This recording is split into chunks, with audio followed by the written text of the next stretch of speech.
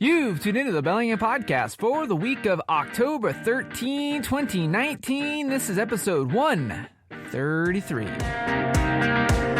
From that over-caffeinated city by the Salish Sea, I am AJ Barcay. And properly filtered, I am Chris Powell. On this episode, AJ and I just stopped in to have a cup of coffee, friend. Yeah, we just dropped in to have a cup of coffee, friend. Been driving, hauling a load of grain all day long. Got about 300 more miles to go. Don't you offer me none of that whiskey. Don't need no wine. Got to get this episode down the line. Anyway, won't you join us for a while? This, you crazy cool caffeinated companion of ours, is the Bellingham Podcast.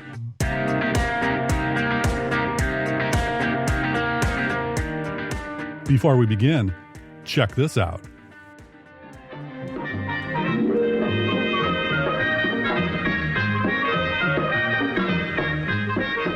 The many processes it must undergo are all devoted to creating good coffee, with its secrets of aroma and body and taste, to which the talents of millions of men are devoted during their lifetime, to which tradition, rich in the lore of centuries and faraway places, sets its fine hand to bring these three elements into precise flavor.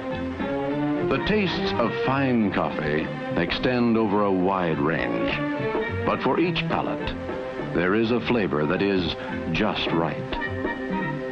Around the world, they drink this beverage in its many exotic forms. Still podcasting you from 1961. How you doing, Chris? Oh, hey, the caffeine is fully coursing through my veins, even though I'm just dog tired. I have this inverse effect sometimes. Whenever I have a caffeinated cuppa, Yeah. I often want to take a nap. Oh, that's bad. How about yourself? What's going on? Oh, not much. Just enjoying getting back into the perking of things with our topic of our version of Oktoberfest. Absolutely, the drink that keeps on drinking. We talked about the history of coffee in a lot of ways in episode 132. Back then, the previous episode, whenever you might be listening to it. Let's talk about how different types of contraptions, and other devices can brew that cup of coffee. Contraptions. You know what? We're making that a word. I'm not the only one that makes up words on this podcast. Just saying. All right, you're gonna bust my chops. No, I just liked it. Contraptions. But before we do that, your hook. We went from the Leave It to Beaver type of intro last time to what, The Man in Black? Yes. Well, actually, these are somewhat, I took liberties with it, but this is a song by Johnny Cash called, strangely enough, A Cup of Coffee, complete with yodeling and either drunk or high rambling lyrics. If you listen to it on YouTube, folks, it's wacky, but I wanted to get something that would kind of relate to our show du jour. Right. I knew of Johnny Cash and Ring of Fire, and that's about as far as it went. And then when I saw this song, I was like, okay. Yeah, I believe this is what the kids call deep cuts. The deep cuts. So, AJ. Yeah. You're going to take the lead on this one because you have really gone over the top in our show notes. For the love of Vivian Campbell and Adrian Vandenberg, drink. How does one talk to us about craft coffee? So previously on the last episode, we kind of hit on the history of coffee itself, right? And so we were flashbacking. Well, whatever, dude. Get into your DeLorean. Get the Everybody was flashbacking. Everybody was going way back in. Yeah, okay. Oh, that was bad. I know. That was bad. So anyway, we're gonna take up where we left off back in that 17th century when coffee was booming back in Europe. You remember the 17th century, don't you? No, I remember the 1970s, but that was about it. Well, we kind of left off with this whole thing of like the Iberic, right? This thing that got kind of brought over from the Middle East, and that, as well as coffee itself, kind of made its way through this neo-Renaissance, and we got the coffee house culture, and that's where we left off. This episode, we're going to look at the evolution of technology, something you love. I love technology, and when you combine it with caffeine, it's a tasty combination. And this time, we're looking at the coffee contraption itself, the coffee pot. A perfect result every time. The beginning is the coffee pot, and there are as many varieties and types as taste will dictate. Yet, each is intended to do the same thing in a different way, to produce perfection in a coffee cup.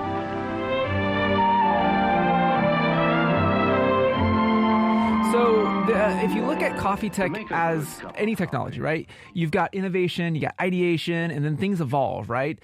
We got iteration. So if you look at coffee tech, there's 3 points that really you're iterating on. You got coffee brew, the method itself, being more efficient or adapting with the times. Coffee filtration, because if you remember that Iberic, you're actually taking hot water, coffee grinds, and you're slurping it all together, right? With the grinds in your teeth. Right. It's unfiltered coffee. Much like this podcast.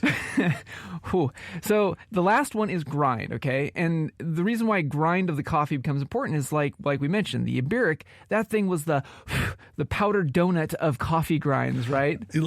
For those of you who listened to last episode and are listening to this episode, you need to visualize AJ holding his hand outward and blowing on the palm, because otherwise it just sounds like breeze or an anomaly.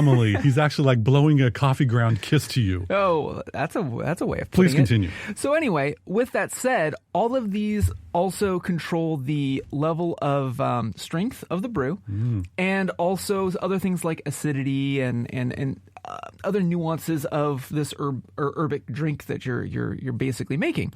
So let's kick off with coffee.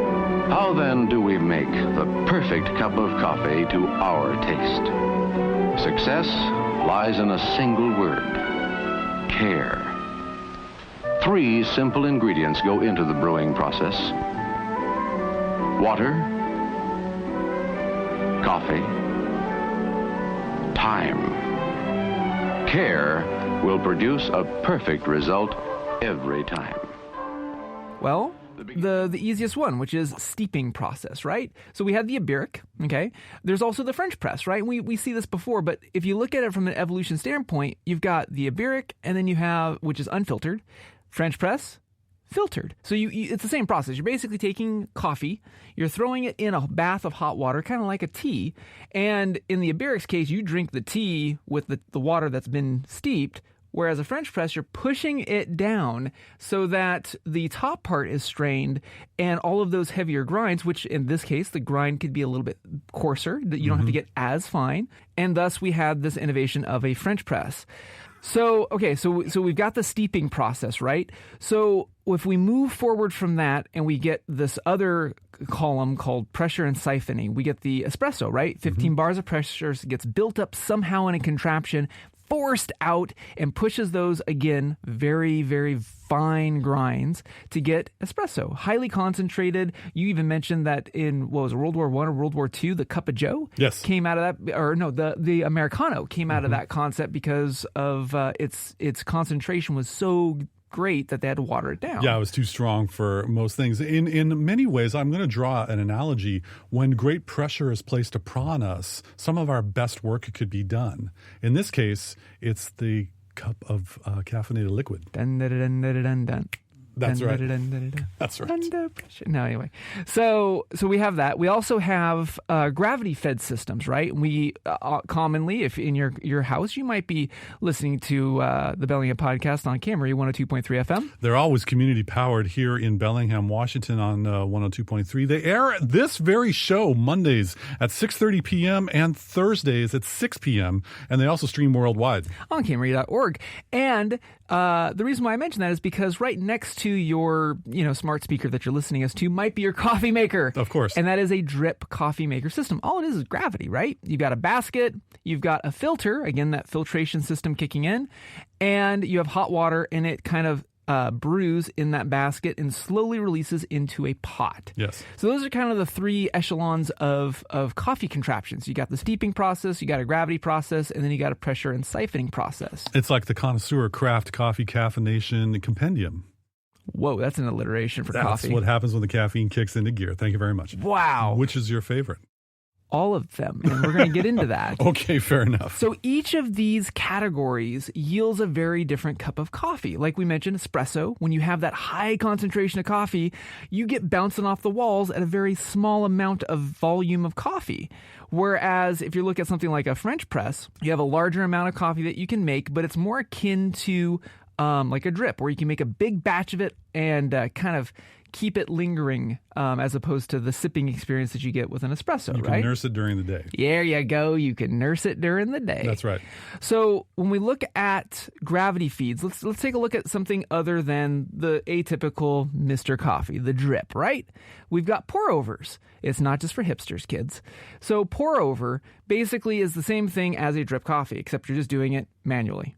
That's it. That's it. You have a basket, you've got grinds, you got a filtration system, you pour hot water, and it drips out. It's still gravity. Same thing. So the precursor to Mr. Coffee is Mr. Pour Over. Keeps it very simple, stupid. Now, keeps it very simple, stupid. Now, here's where I'm going to dive into a little bit of a wackadoodle innovation.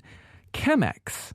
Now, what's Chemex? Is that something you put on your lips like lip balm? Actually, I think that's Carmex. Oh, okay, fine. I thought that was what you got the information about what you were supposed to buy. No, that's Carfax. Carfax. Let's go back to Chemex. So Chemex, you've probably seen these, and this is this gorgeous-looking, beaker-looking thing with a wooden handle. Now, a lot of people, when you see this in really hipster, top shelf, cool daddy-o kind of cafes, right? The backstory of Chemex coffee maker was actually invented in 1941. It's not something new, which I didn't know. Mm-hmm. Dr. Peter, I'm going to probably slaughter his name, Schlumbbaum, PhD, as a matter of fact. Anywho, you should see Chris Powell's face. Dr. Schlumbbaum, please report to Caffeinated Dury. Dr. Schlumbbaum. Moving on. So he wanted to make something that was non-porous, made from glass, and the wooden collar, obviously, with the nice, beautiful-looking tie, was so that nobody would burn their hands because you're grabbing a beaker with hot liquid. Yeah, don't touch glass. It's really hot. No, that's a bad idea. So out of it, he designed this thing, and if you haven't seen one, there's a link in the show notes. Drink. And you see this at the MoMA, New York and stuff, this classic design. What's cool about this is he was solving for this issue that happens with a lot of these different systems, and that is the craft or apparatus that you make the coffee in.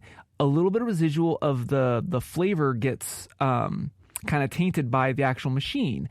Because it's glass, it's kind of the purest way to get that true crisp flavor of the actual coffee without anything else kind of tampering with it. So as opposed to stainless steel or metal or anything or like aluminum, that, which has a higher burn rate, mm-hmm. glass it doesn't seem to have many impurities that would affect or taint the coffee flavor. Exactly. All right. I can work this out too. Okay. So that's where the Chemex comes about. Now, when we look at, and those are all gravity feeds. So we've gone from steeping it to gravity. So let's go up to pressure. Commonly, we got the espresso machine. There's the percolator, which is kind of the sister to the espresso machine, is a siphoning system. This is where you have a basket of coffee, and including in the video that we've always kind of looped into this series, it's something that is kind of the American, very Americana of coffee makers. You've got this typically metal carafe. You've got a basket that holds the coffee up above, water down below, and because of heat and pressure, it gets siphoned up through a tube up into the basket and then drips back down, making a siphon of coffee. Now, in our video, you'll notice that there's like the classic little glass top where the coffee pops up as it's siphoning, or if you see Garfield cartoons, that's when John opens up the pot and it explodes. The taste of coffee heightens and increases until all that is good has been extracted. In this method of brewing, percolator, 6 to 8 minutes over gentle heat, and then the liquid is coffee. From these grounds, there remains nothing more to gain but bitterness. No amount of cooking can extract another ounce of good taste, not another iota of good flavor. That type of system dates all the way back to the 19th century. Okay, where the earliest percolators were being designed. One of the more classic ones that everybody might recognize is made by a company called Bialetti, also commonly referred to as the mocha pot. This is that metal, usually it's an hourglass-looking design, where you've got a basin full of water, a basket full of coffee that's more ground a little bit finer to that of espresso, and again, it siphons up and catches it at the top of the hourglass, separating the water, the coffee, and then the coffee grinds, and then the formal brew that gets made.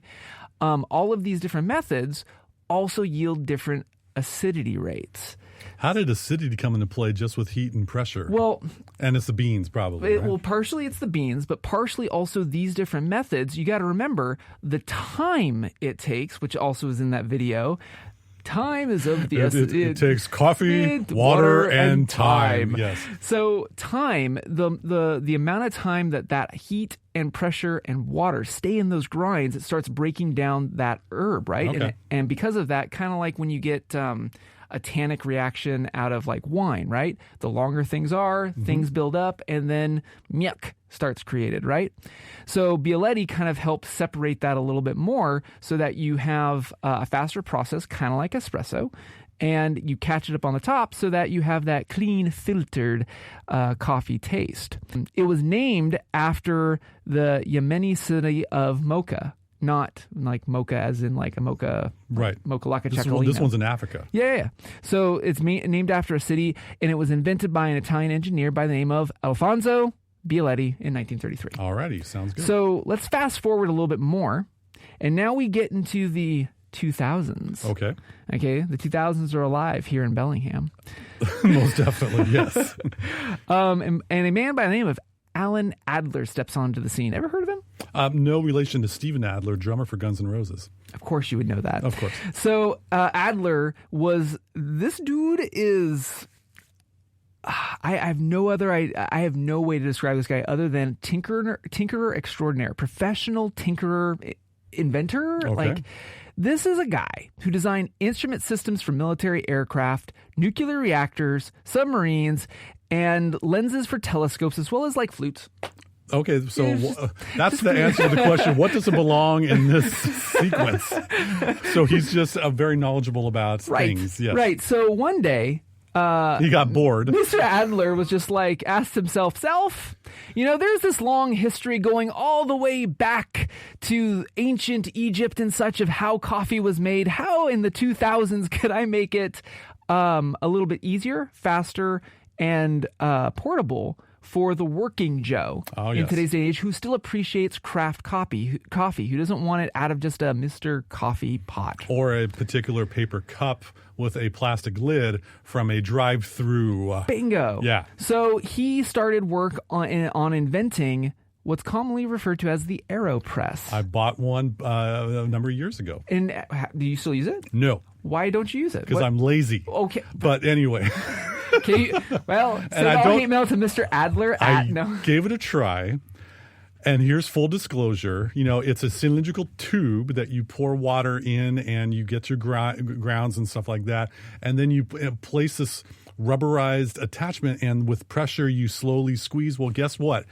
I'm a little bit too strong for my own good. And and it kind of like broke on me. You John Arbuckled it, didn't you? Well, sure, or I couged it, if you're a college football fan.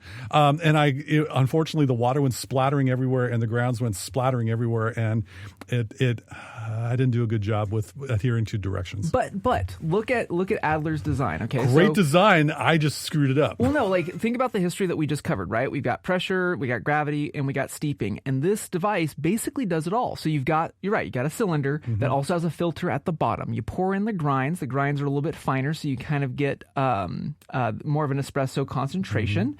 It's minimalist in design. Oh yeah, minimalist in cleanup, and that was his intent. Easy to wash. You pour in hot water, so you're steeping it, kind of like the Iberic and the French press. You're going to use gravity or Hulk strength in your case, to press it down, and also it has that pressure that, say, a siphon or an espresso machine builds up. And also you get what's interesting about that process that Adler designed is because you're talking about maybe 2-3 minutes to make a cup of coffee. The acidity, as opposed to many of these other machines, is hyper low. So for instance, if you were to take a cup of AeroPress and compare it to just a standard French press, right? Remember, in a French press, you're pushing the grinds all the way to the bottom. So they're still getting in contact with your cuppa as you're pouring it off. You're getting about 1/9 the acid, coffee bean for coffee bean, if you make it an AeroPress. So if your tummy is a little bit reactive to, say, acid, an AeroPress might be up your alley to get your cuppa and also not cause ulcers. And you can also hit the snooze button a couple times and go through your morning routine. 3 minutes to knock out a cup of coffee Bingo. on your way to work. And it's better for your gut if you have a weaker constitution than some. Double bonus. Right. Just be careful when you're pushing down on it. Don't be like Chris. Actually, take your time pushing down on it. Puny podcaster. Yes, exactly. And then also by comparison, if you wanted to take an AeroPress cup and compare it to like a drip coffee, you're getting about 1/5 of the acidity. This is something I'm looking at because they announced the AeroPress Mini Traveler Light, something like that.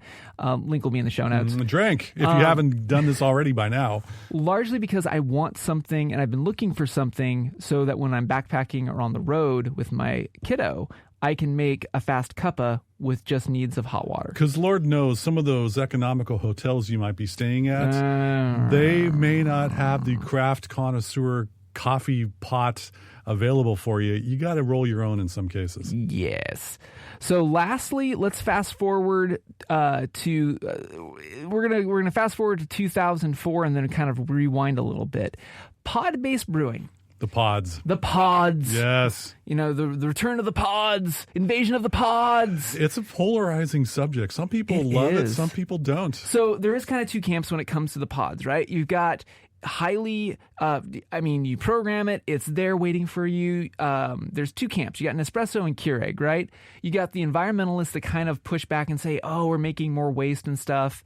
Nespresso, I believe, has kind of addressed that over the years because their pods are, I believe, recyclable. And I think Keurig has also gotten on board with that. But these two methods, a lot of people, before we got on the mic, we were talking about Keurig, and full disclosure, like we have a Keurig in the office and stuff.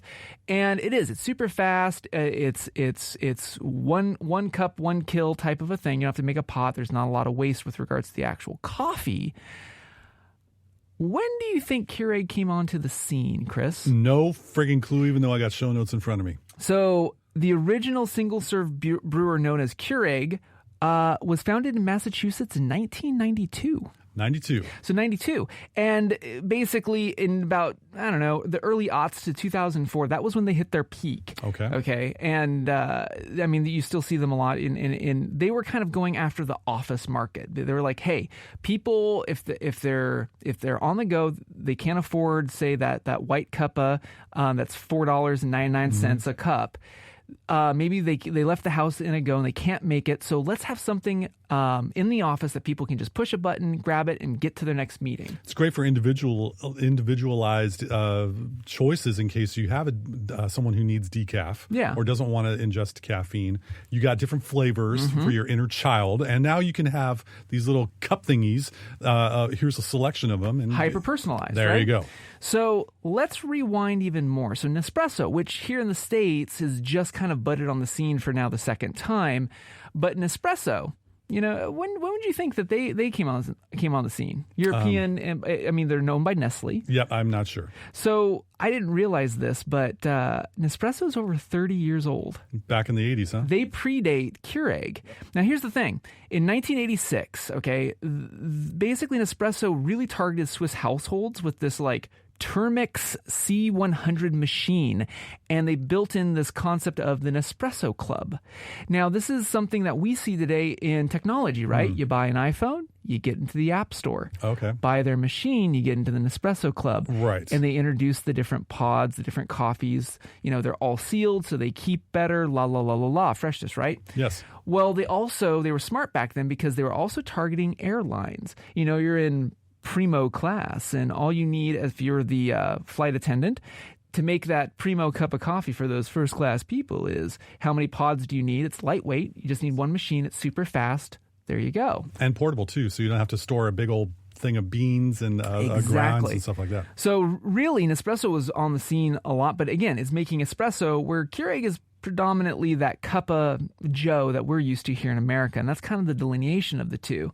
But Nespresso's been making a lot of leaps and bounds, try to break into our market to kind of get into that share, and thus we have the next phase of our history, which is, well, once you have these different methods, how does one hack their cuppa, Chris? That's a good point, but I'm going to go back, AJ, because you said all of them, but I got to ask you, we talked about the grind, we talked about the pressure, we talked about gravity and steeping, and we talked about Nespresso and Keurig. What is your favorite if you had to choose between all of what you just discussed? Okay, so if I had to pick my favorite, and it's actually later in my show notes, but I prefer espresso. I really do. Cool. I'd rather be sipping on my cuppa as opposed to chugging my cuppa. Okay. And I also like the kind of the flavor of that concentrated flavor of espresso and stuff.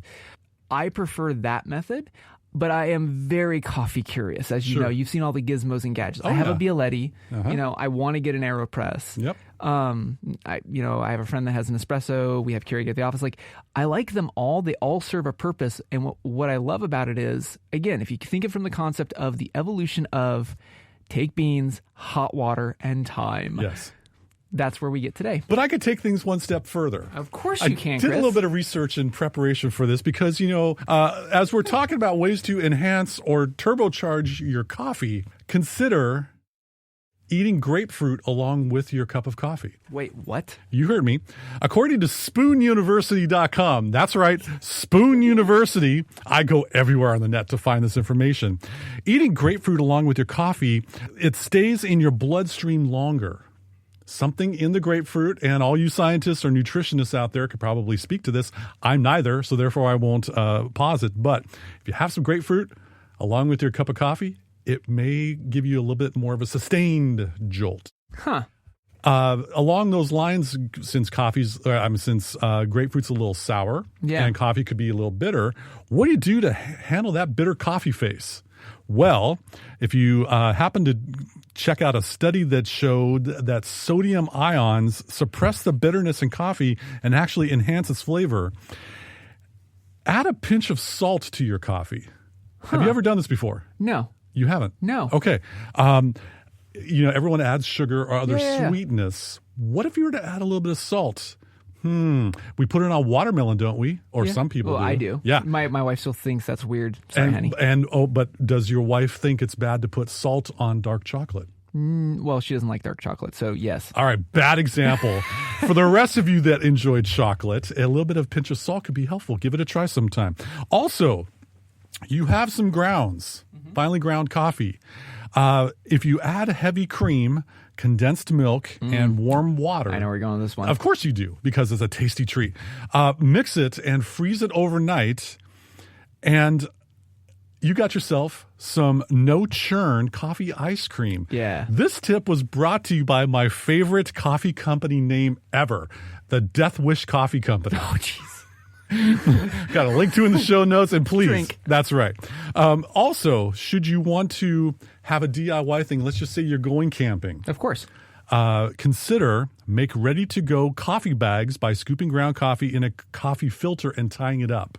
That's classic way of doing it. Then you take your DIY pouch in a cup of hot water or some kind of canteen, kettle, camping, whatever have you. Jet and there you go. And brew it just like you would a cup of tea. Right. So here's the steeping process And that filter you it. mentioned. And filter it. That one came to me from Better Homes and Gardens. Did you realize that they're not just one of those magazines that middle school kids sell for a fundraising project? They're also an online website of information. Fun fact, that's actually how the original French press was created, was that same story. Basically, somebody needed to filter out their coffee, and they actually got, apparently from like an Italian merchant, mesh, and thus that's where the first idea of a French press, it was two Frenchmen that needed to filter their coffee. There you go. Fun So, fact. I mean, bring these along with you for your trips. Yep. Make sure it's dry coffee grounds, of course, as opposed to the wet stuff. But anyway, should you want to make your own syrups, got a couple links available for you. Vanilla bean, blackberry. Have you ever had blackberry coffee? I have, actually. Okay. Cinnamon brown sugar and Love it. almond. Ooh, now that I haven't had. That'd be kind of like a cherry flavor. There are recipes available to you to create your own syrups, not just for coffee, but if you made that coffee ice cream, what if you drizzled that over the top? Hello. Do you hear me now? And then finally, guess what's coming on the horizon, folks? Holiday gift season time. Of course. Yes. Should you want to make your own DIY holiday gift for your friends and family, how about a coffee candle? What? You heard me. So popsugar.com. I love their name. I don't really visit their website that much. But in this case, it was rather interesting. Take a small paper coffee cup. Okay. Like the typical one you might find. Yes. Get 1 to 2 tablespoons of used coffee grounds. So here's a way to sustainability. A paper towel, 1 cup of wax candle remnants. So these candles that that aren't the full burn, just put them inside a small saucepan. Get a candle wick and some scissors to be able to do it. Small metal or glass mixing bowl. You mix the coffee grounds with the somewhat melted candle. And then stick a wick in there. As they light it, it burns some of the coffee, and you get that hygge aroma in your house. Hygge aroma, that's a good one. Hygge aroma. That's your $1 million idea. This is your 6-pack of fun ways to hack your coffee. You heard it right here. I dig it. I have some links in the show notes, kind of along the same lines. One, if you're in the Spokane area, which we are not right now. Hello to everyone in Spokane. I got to give a shout out. Please do. So when I have to go over to the Inland Empire, there is one place that is the goods on my book. What is it? Indaba Coffee. So, Sup Indaba. They are, I'll have a link in the show notes, and they're basically this coffee house led by an entrepreneur with a little bit of a social cause with how they, some of their proceeds for their sales. What's cool is I think it's their flagship store, because I think there's like 2 or 3 in the city of Spokane. You can actually request your coffee be made in these apparatuses that I mentioned. If you want to have a Carmex coffee, you can request it. You can have it espresso. You can have it pour over. You can have it, I think they even do AeroPress. Like, if you have a palette for a certain thing, they've got the mechanism for it, which I thought was really cool. That's a whole lot of gear available to you to get even more customized on your cup of Java. Yeah, and so that's Indaba Coffee. They're the goods in my book. And then the other 2 that I have is, if you're used to lattes and you're trying to cut back on your sweetener intake, if you're trying to get away from that heavy sugar that usually gets put into your latte, if you're making them at home or if you're out and about, ask your favorite barista if they can make you either a honey latte or a maple latte. Interesting. Here's why.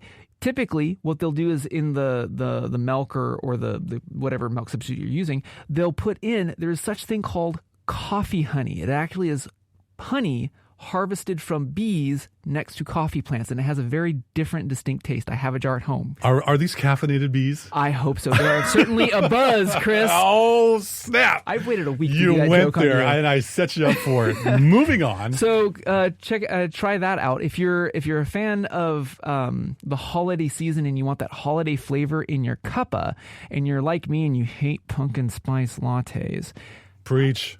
Ask if they can do a maple latte instead. Basically, same thing. They use maple, and of course, it's more of a natural sugar as opposed to like cane sugar. It might be better for you. I'm not saying it is or it isn't, but it sure is tasty.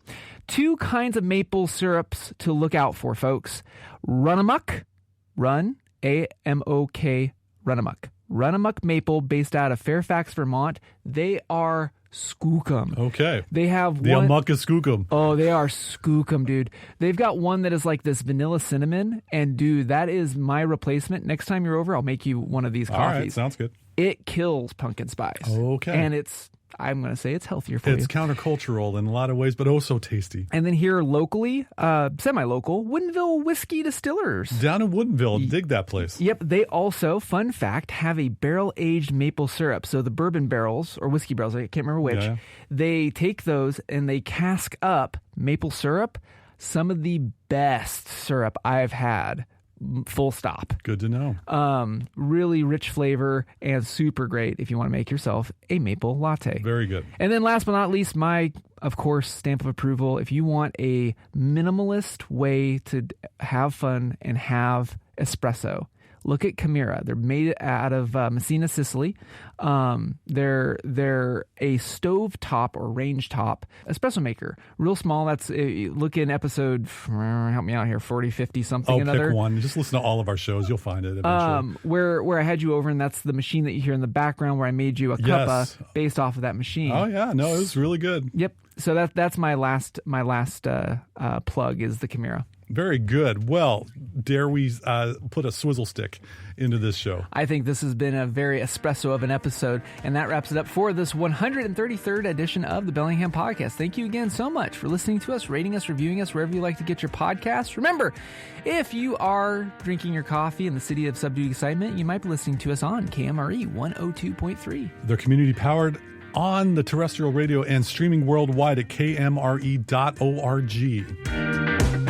And on that steep gravity pressure note, let's grind it. I'm AJ Barsay. Grind yourself, leave me out of it. I'm Chris Powell. Thanks once again for joining us on the Bellingham Podcast. Under pressure. That's where it came from. Like, yes, good bass line. When you do the snap, though, that's the Vanilla Ice, Ice, Ice Baby. Oh, snap. That's right.